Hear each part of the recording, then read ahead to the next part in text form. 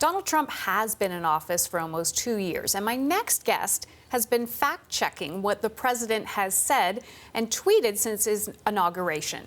And he's found almost 4,000 lies and false claims as early as last month. Now, Daniel Dale joins me now from Washington. He's the Washington bureau chief for the Toronto Star. And Daniel, I don't know if you just heard Paul there a second ago. He was saying that Donald Trump lied today, saying that most Americans are on his side. And he said that's not true. Are there any other lies, or did you want to delve into that one? There were a number of them. He was not as hinged today as he occasionally is, and it was just a barrage of dishonesty, as we often see from him. So he said, for example, that illegal immigration cost the U.S. $275 billion a year. He said he's been hearing that number. That's a number he just made up. An anti-immigration group came out with a report a couple years ago saying the number was $113 billion. Trump used a number around there a couple years ago, and then in the last month he started adding $150 billion plus to the actual number, which is itself controversial. He also made the claim that there are 30 to 35 million illegal immigrants in the United States. Every credible estimate is that it is somewhere between 10 and 12 million, maybe slightly higher. Let me just interrupt for 2 seconds here, and let's play that clip then and show what Trump had to say. I used to hear 11 million all the time. Would always stay right at 11. I said, does it ever increase or go down? No, it's 11. Nobody knows. It's probably 30, 35 million people. They would flow in mostly from the southern border. They'd come in. Okay, Daniel, fact check that one for us. So he cited the real number and then said, no, it's probably wrong. As usual, he provides no evidence for why the widely accepted number is wrong and his own number is right. He just sort of asserts it with no substantiation whatsoever. So just to give us some background on how you do this, how do you define what a lie is? Is there gray area in it? There is gray area. There is some subjectivity. I'm sort of my own arbiter for my own fact check of what's a lie and what's a false claim. My line is intentionality. So if I'm not sure that Trump is wrong on purpose, maybe he's just confused, maybe he's ignorant about a policy issue, then I'll use the phrase false claim. But in many cases, I think it's clear to even the average person that he is intentionally making something up. And so in those cases, I think we in the media should use the word lie. So you think it's valid to use the word lie? Absolutely. In some cases, not all. Okay. Is there anything else? Is there something specific Trump does when he's not telling the truth or lying? Well, it's almost comical because one of his tells is when he says, believe me, or when he says, it's true. Those are both tells that, in fact, it's not true and that you should not believe him. Another tell, and this is quite broad, is if he's reading a prepared text, just giving a speech written by speechwriters, and he looks up and deviates from his text, just starts talking as Donald Trump. In a large percentage of cases I found, I don't know what percentage, he's deviating to make something up. He's deviating to lie. So let's go now into what your top 3 fibs are from the last year. Let's start at number 3. Sure. So it's so hard to pick because there's so many. The one I picked as number 3 was his claim that Americans need either photo ID or voter ID to buy groceries and to buy cereal. He said this twice. And this is one of those where it's like, is he lying or does he just not know anything about how the country works? Everyone knows, you can walk into a grocery store, buy cereal, buy groceries, you don't need photo ID, but this is what the president said. So I think it's a sign of just how detached from the facts he can be, either intentionally or unintentionally. So do you think that one was just he didn't know? It's so hard to tell sometimes. This is one where it's like, okay, of course he's lying, but this is a man who has a lot of money, probably has not been to or shopped in a grocery store for many years. So I don't know what he knows and doesn't know. Okay, so number 2.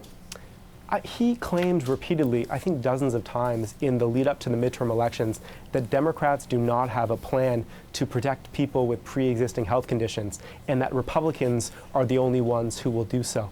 This is wrong in 2 ways. Democrats do have a plan. It's called Obamacare. In the law that Barack Obama passed and Democrats voted for, they created those protections for people with pre-existing health conditions. So to say they don't have a plan is simple nonsense.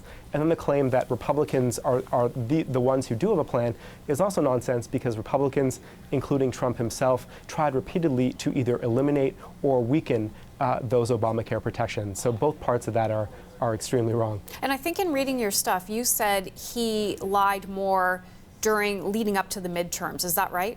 He did. So in 2017, for example, basically his first year in office, he averaged 2.9 false claims per day by my count. So that's a lot. But in the lead up to the midterm elections, in the 1 month leading up to the midterms, it was 26.3 false claims per day. He made 815 false claims over the 31 days leading up to that early November vote. So this was just an unprecedented barrage, even from Donald Trump. Okay, and drum roll, what's number one?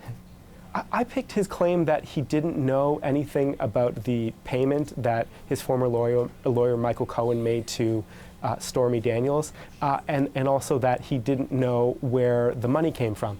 In fact, it's been proven he did know, and not only did he know, he was the source of the money. He reimbursed Michael Cohen for that payment, and I picked that as number one.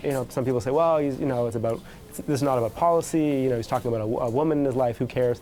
But this is a lie about a felony. Michael Cohen pleaded guilty to crimes. He's going to prison over, in part, crimes related to these payments. So this is the president lying about a criminal felony and putting himself in at least some legal jeopardy related to the lie. So I think this one is very serious, despite the slightly silly subject matter. And what are some of the other ones? We do have some more time, but what are some of the other ones you really picked out that stuck out to you?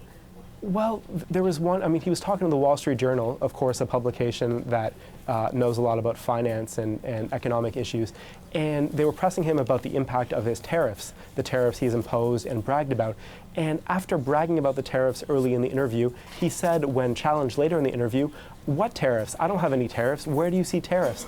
And I thought this was just, it's sort of expected from Trump, but it's still flabbergasting that he's willing to turn on a dime and deny reality that his audience, in front of him in the room knows very well, and that the broader audience knows very well, simply to get through a given moment. So I think it was sort of a telltale example about how he's not thinking strategically about these lies in many cases. He's simply trying to get through the difficult moment that he's faced with at that particular second. But even with fact checkers like yourself, like other established organizations, do you think people believe what he says? I think some do, but I think we can overstate the effectiveness of his lying. Polls have consistently shown that about 1/3 to 40% of the population believes him. Something like 2/3 does not believe him. So the percentage that does not believe him has always been much bigger. We know that he has a loyal base. Some of those people, and I've talked to them, do think he's honest. They think he's a straight shooter, telling it like it is. But even among them, a lot of them know he's lying, and they'll say, well, I know he lies, but all politicians lie. Or I know he lies, but I like the policy things he's doing, cutting taxes, appointing conservative judges. So I wouldn't be so quick to say, as I think some liberals are, that all these people, it's like a cult, they simply take in everything from the dear leader and they buy, all of his nonsense. Even among them, I don't think that's true. It's interesting, Daniel, you say that there are people who say all politicians lie. And when I tweeted that we were going to do this story, that's exactly what people say. Is that okay to believe that? I think, it's true to an extent. I don't know of a politician who has been 100% honest all the time. But I think what those people fail to understand or at least publicly accept is that we have never seen a liar like this in the Oval Office. And I don't think at the highest levels of Canadian politics either. If you talk to any historian of the presidency, they will tell you that we have never seen a daily serial liar like Donald Trump, lying about matters big and small. And there is a fair argument, other presidents have lied about bigger things. People will say George W. Bush, lied us into war with Iraq. And I think that's fair. But if we're talking about consistency of lying, frequency of lying, we've simply never seen anyone like Donald Trump. Daniel Dale, I want to thank you for breaking this all down for us. Thank you. Daniel Dale, Washington Bureau Chief for the Toronto Star. Thanks so much.